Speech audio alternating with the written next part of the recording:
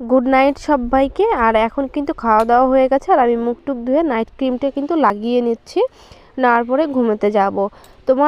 এখন তোমার বাজে হচ্ছে রাত 9টা। তো অন্য কোনো দিন আমাদের কিন্তু 10টা 11টা বেজে যায় রান্নাবান্না খাওয়া দাওয়া করতে। আজকে কিন্তু 8টা 8:30টার মধ্যে হয়ে গেছে রান্না খাওয়া দাওয়া। ভাবলাম জামা কাপড় ভিজিয়েছি সেইগুলো ধুয়ে নিয়ে, যেহেতু সকালবেলা প্রচুর ঠান্ডা, রান্না করা তারপরে তোমার বাসন মাজা আর দোকান খোলা অনেকটা চাপ হয়ে যাবে, তাই ভাবলাম জামা কাপড়গুলো ভিজিয়েছি যখন তো ধুয়েই নিই। তো দেখো আমি ধুয়ে কিন্তু রাত্রিবেলা কমপ্লিট করে রেখে নিচ্ছি। তো চলো, তোমরা যারা নতুন তো আমার পেজটাতে অবশ্যই বলবো আমার পেজটাকে ফলো করে দিও। এখন তোমার বাজে হচ্ছে সকাল 6টা। রাত্রেবেলা কিন্তু আমি জামা কাপড় ধুয়ে কমপ্লিট করে রেখেছি, তোমরা তো দেখলেই। আর এটা হচ্ছে ছেলের পেন। তো পেনটা আমি জলটা ঝাড়ার সময় দেখলাম হাতে কিছু একটা ফুটলো, তারপরে দেখছি ছেলের প্যান্টের পকেটের ভিতরে সেফটি পিন ঢোকানো রয়েছে, সেটা হাতে দুবার ফুটলো কিন্তু। তারপরে দেখছি ঠিক করে, তো দেখো সেফটি পিনটা আমি বের করেছি।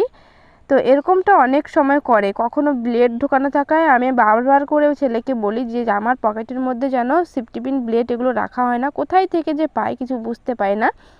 স্কুলে ওরকম করে হাত কেটে ফেলেছে একটা ব্লেডের মধ্যে, মাস্টারমশাইয়ের কাছে বকাও খেয়েছে। আর এদিকে কিন্তু আমি অনেকগুলো জামা কাপড় ধুয়ে নিয়েছি। এদিকে অনেকগুলো খড় আমি ভিজিয়ে রেখেছিলাম বালতিতে করে, সেইগুলো একটু ছেঁকে নিয়ে ছাগলকে খেতে দেবো আটা মেখে দিয়ে। না বিকালে, সকালে বললাম কি প্রাইভেট হচ্ছে বিকালে, বিকাল থেকে পড়াবে। বললাম যে হচ্ছে স্কুল থেকে এসে তারপরে প্রাইভেটে চলে যাবি, প্রাইভেট থেকে একবারে বাড়িতে আসবি, স্কুলের ওই দিক দিয়ে একবারে প্রাইভেট চলে যাবি। চলো মাখিয়ে দিচ্ছি এগুলো, আর যতক্ষণ না মাঠে নিয়ে যায় ছাগল ততক্ষণ এগুলো খেতে থাকবে। আর কিছুটা খড় বেঁচে গেল। আর এদিকে তোমাদের দাদাভাই কিন্তু বাজার নিয়ে চলে এসেছে, আজকে নাকি খিচুড়ি খাবে।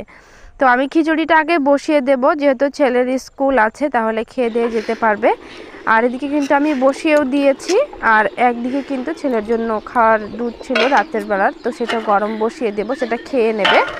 তো যাই হোক, তোমরা যারা নতুন আমার পেজটাতে অবশ্যই বলবো আমার পেজটাকে ফলো করে দিও। আর তোমরা অবশ্যই কমেন্ট করো কে কোথায় থেকে আমার মিনি ব্লগগুলো দেখছো।